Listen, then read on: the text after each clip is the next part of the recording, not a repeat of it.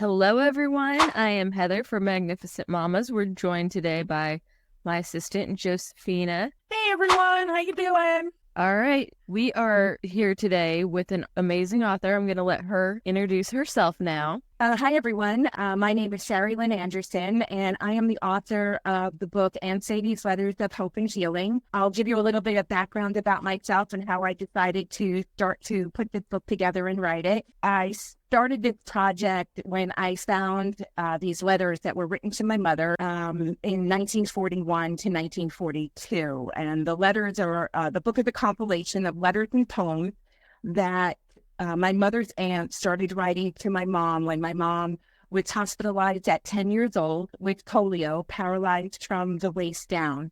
And so these letters are just a very motivational and inspirational story and timeline from November 1941 through March of 1942, and the progress and the progression and the history of my mother being in the hospital during that time period. Okay, so you told me a little bit about yourself as well. Do you want to share a little bit more about yourself on here? Writing was always something I wanted to do. I never really found what exactly I wanted to write about, but it was always a passion that I had. And when I came across these letters that I had found of my mother's, I had decided that this was something that was very important to me and something that I felt would be important to other people. And I felt this need to share it. So I had asked my mom, is it okay for me to take these letters and put this together and make a book out of it? And she said, sure, go right ahead. I'm not so sure that she really thought I would go through with the project because I had this habit of starting and not finishing. But this was really important to me and something that I felt would be something that I needed to share with others to give them a lot of hope and courage to go through any struggle that they were going through. Started writing this during COVID, and unfortunately during that time frame, I started in 2019, in November of 2019. And at that time, my mother had gotten diagnosed with lung cancer and pancreatic cancer. She had gone through radiation therapy and was doing better. Then in the beginning of 2020, COVID started to raise its ugly head. My mom was getting worse. And in March of 2020, I decided my mom was having a very hard time. And so my husband and I decided that we would take my mom home to live with us through the end of life. It was a very hard time. So I had put the book to the side and didn't do anything with it while I was taking care of my mom. She passed on July 14th of 2020. So she never got to see the finished product. But like I said, it was so important to me to do this in honor of her. And so that's basically what I did. And it's been out since March 30th of 2021 is when it got published. I just enjoy sharing it and telling people about her story. And I'm always amazed when I meet people, how many other people have experienced similar things as far as having relatives or somebody they knew that also had polio. So it's very fascinating and interesting to me. And I love talking to people and hearing their stories as well. Awesome. So is this your latest book then? Have you worked on? This is my latest and only. Do you plan to work on any more?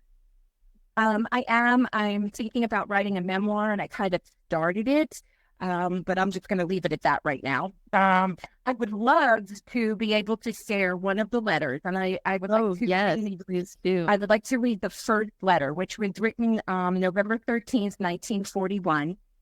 And I'll just go ahead and start reading it, and then we can kind of talk a little about that letter and really what it means and what's inside of that letter. So I'll just go ahead and start. Yes, please. Okay, it's Dear Rhoda, your mother speaks to me on the telephone almost every day, so I know exactly where you are and how you are. You may be sure I want to see you very much, and so does everyone else want to see you. We will come just as soon as they will let us. This may take only about 1 more week. I am very glad that you will soon be with other children. Now, what do you think? I heard that you were not allowed to take anything else from the other place. Who cares? You are going to receive even nicer ones here and more of them. I also heard that you could not take the book which Sylvia sent you. This is the good part. I am getting you another book. just like it, so you can finish where you left off. You know, I like you to spread sunshine wherever you are, so I am sending you this little card to remind you. Loving kisses, Aunt Sadie. Oh, So that is the very first letter. Most of the other letters have poems with them. This initial letter did not. But I wanted to kind of discuss this letter a little bit because I know when I first read it, I didn't quite touch on what the underlying meaning was in this letter. And after reading it several times and reading other letters later on, that this began to make more sense to me. So what I could gather out of this is that they had to, when my mother got polio, they were basically evicted from the home that they were living in. And they weren't allowed to take anything with them.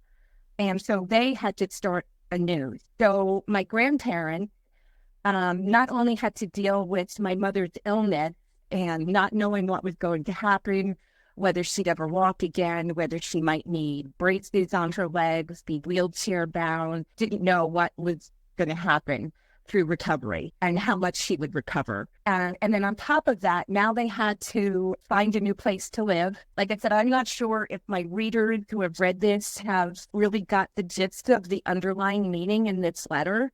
And so that's why I wanted to kind of share that information with everyone today. thank you. I mean, just sharing the letter alone, I was going to ask if you had any handy that you had wanted to read. That was awesome. Thank you. It had to have been so hard, especially during that time period with the way medicine was back then compared to all the advancements now, and then everything going on in the world alone. Yes. Yeah. And I don't think that they truly understood the disease and how people necessarily, contracted it and what that meant. And so, it was also clear to me in that first paragraph that I read that she was in isolation probably for 2 to 3 weeks before they felt it was okay to put her in a ward with other children. So there was all of that isolation going on, which kind of brings back to the point, like it's so important during COVID when my mother got ill and I brought her home, which for me to bring her home. The idea that I would have to put her in a nursing home and probably never see her again, too much for me to bear. And it was too much for me to let my mother bear. Already been through so much as a child to go through that. And I certainly didn't want her at 88 to have to go through something like that all over again. How was her recovery from the polio? She recovered fully and was able to walk and lived a full life and had 3 children, me as one of them. And just like I said, lived a full life. She had trouble and got post-polio. So towards her 70s, started probably in her 60s, where she was having more difficult walking and climbing. She was starting to have a hard time being able to go upstairs. Her legs just weren't working as well as they should have been. But I understand that this is common amongst polio patients to have post-polio. Yeah. And it usually affects that part of the body that the polio had hit when they had it. That's rough, sad. And I mean, just aging in general, you have so many more risk factors, but adding into a sickness such as polio, I mean, that's got to be so rough. Yes. Yeah, it was difficult. It was hard watching her. I mean, she had gotten to the point where it was even hard to get into a front door, to step over that. Oh my gosh, my words, I'm losing. How would you describe your writing process? Do you have any rituals or habits that help you stay focused? I think a lot about what I want to say before I actually put pen to paper or finger to keyboard.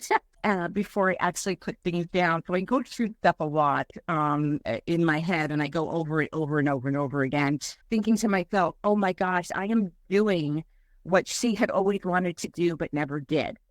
And it just kind of became very overwhelming. And I just thought, oh, wow, I'm actually doing this. And I'm doing this in her honor and in my mother's honor. And I was just really glad that I could do that and kind of fulfill someone else's dream at the same time.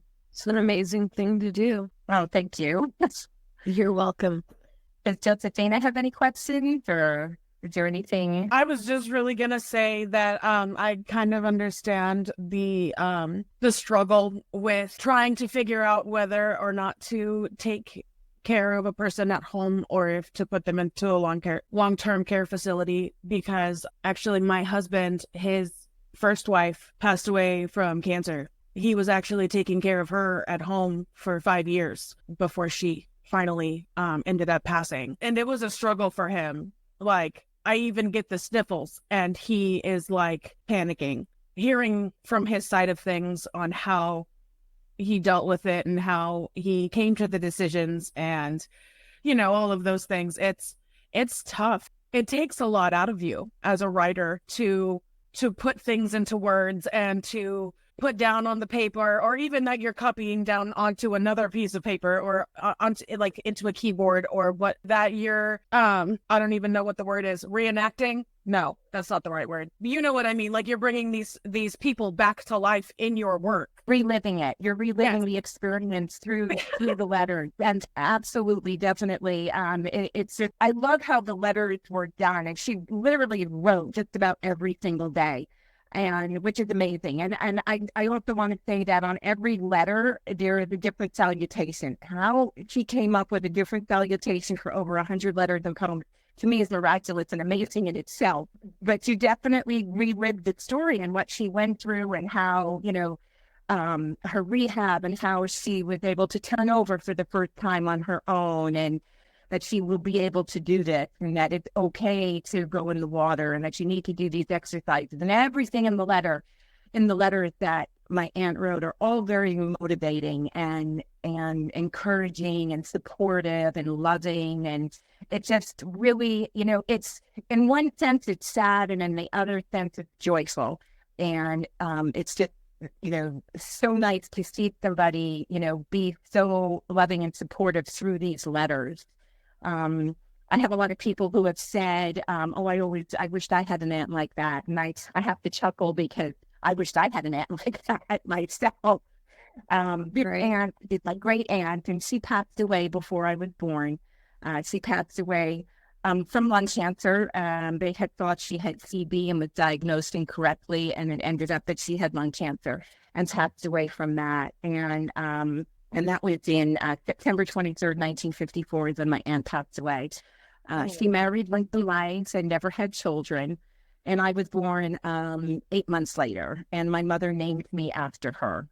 So that's a nice so remember. special on so many levels that I was doing this and like completing her dream too. So Kind of like you're doing it together almost. yes. Yeah, it felt very much like I was like, I got to know somebody I never knew through these letters, and what kind of person she was. And that part was beautiful as well. Definitely. That's really great. And I'm really thankful that you were willing and able to do this for yourself and for her and just for the world in general. It's just fantastic. Oh, I agree completely. You beat me to it. I was going to say something similar. Thank you guys so much. Thank you. I appreciate all of that. I'd like to also share my website, so if anybody's interested. So it's www.sadiesletters.com. And I encourage anybody to go into that website and read the reviews, some of the reviews and the endorsements. And on that website, there are links to purchase the book. And we will make sure to share all your links as well, and where the book is available for you as well. So it's available on Amazon and all national retailers online. We hope we're able to help you connect with new readers and perhaps, you know, old readers again, and just share your story and your mom's story. Thank you. Thank you. I hope so too. Well, thank you, Heather and Josefina. It was great talking with you and meeting you over the phone. I look forward to seeing this out there. And I appreciate you taking the time to interview me and be a part of your project. Thank you so much for participating. We appreciate it so much.